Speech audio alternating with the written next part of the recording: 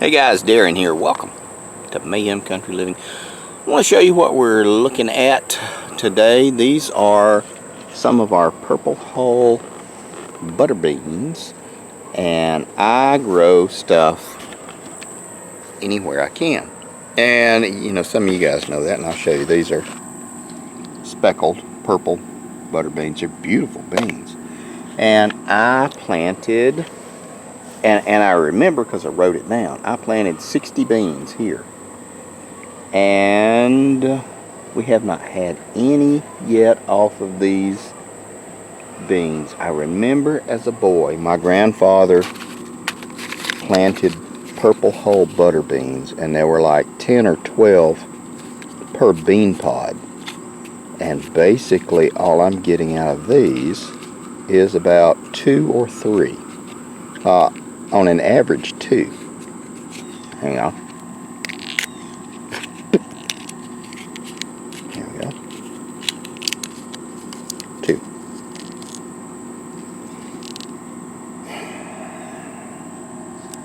So I'm looking for a good return on all of my investment and my time. So I think I'm going to have to plant a different variety. While I'm sure these things will be delicious, they are not what I need. More to come. Now, we're back. I can't remember the exact variety, but it is a locally grown one, and I believe I got it from the Alabama AG, so I got it from the local area. So these are local to this area. But for me, in my opinion, of course, this is my first year putting these beans out here. This is just not enough juice for the squeeze, because I will probably get out of this bowl the exact same amount that I planted. And nothing's eaten. I mean, you can see they're doing wonderfully, but nothing to eat yet. More to come. Okay guys, now we're back. So I would consider this a failure. One reason being, I'll show you this. These are all the beans that were ready, and some of these aren't quite ready, but I guess you could cook them to eat them. That's all we got. That is not to say we don't have more bean pods developing. We have probably 5 times as many. I planted these late in the season. You hear all the chickens over there. That's called the egg song. They're out there singing, getting ready to lay. That's a bunch of chickens. Now, if I did not have the chickens, and this was all we had to rely on, it would be a bad, poor day. Speaking of that, we're having chicken and dumplings tonight. That may be why they're so excited. Deliciously excited. But this is why you get that box of seeds, or the bucket of seeds that you paid all that money for. Pull it out, start going through it.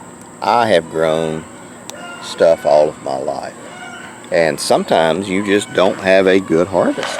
It's just the way it is. Or new location, new plants, new seeds, and it just doesn't work well. Now what I am going to do, because I told my wife and showed them to her, and she said that's terrible. She said we're cooking them and eating them just to celebrate, and I said that's fine. So I'm going to take the 5 biggest, largest, brightest beans out and go ahead and set them aside, and that way we will have them for next year. In addition, I will probably buy, these are the pods that you have opened up.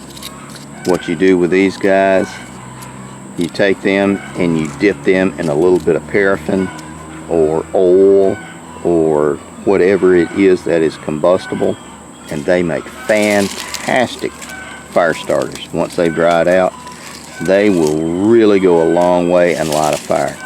And they were free. Like I said, just put them in a little bit of paraffin, candle wax, oil, and you have a really, really good fire starter. Just put them in a glass jar. Keep them close to wherever you do your fire starting in your fireplace. You will be very surprised and very pleased.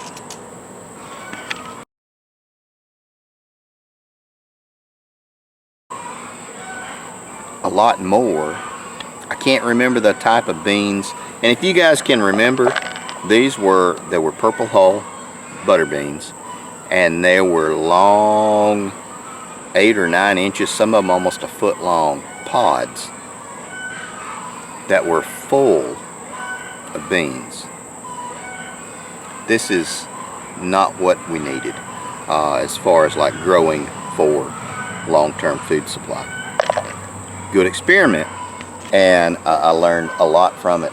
I was talking to somebody about the gardening and the hydroponics and everything, and I do, and I told him, I said, I keep a ledger and a list of everything that I killed and that failed, that did not work, and when I planted it, and when I harvested it, and what time and conditions and all that stuff, because that's what you go by. Those chickens, it's about 50 or 60 chickens that are laying right now. We get an average of 50 eggs a day. Yeah, we get a bunch. So, because of the combination of what we have, I mean, if this was all we could rely off of, we wouldn't starve, but you want everything to generate. There are no hobbies on a farm in SHTF. It either works or it doesn't, or you find something that works. It's just the way it is. People too. There's no people that don't work. You don't work, well, you won't stay. It's just how it is, guys. But it was a very interesting failure, and I will, like I said, I will set aside a certain amount of beans. They're beautiful, and then we will go from there. And I'll probably have enough coming in to fill, you know, a 1 gallon bucket, which is a good amount. But the bean seed from my local AG supplier was $3.50, and it was it's a good bit. I still have some, but the way it is. Anyway, I just thought it was interesting, guys, and I wanted to show you that. Take care of you people.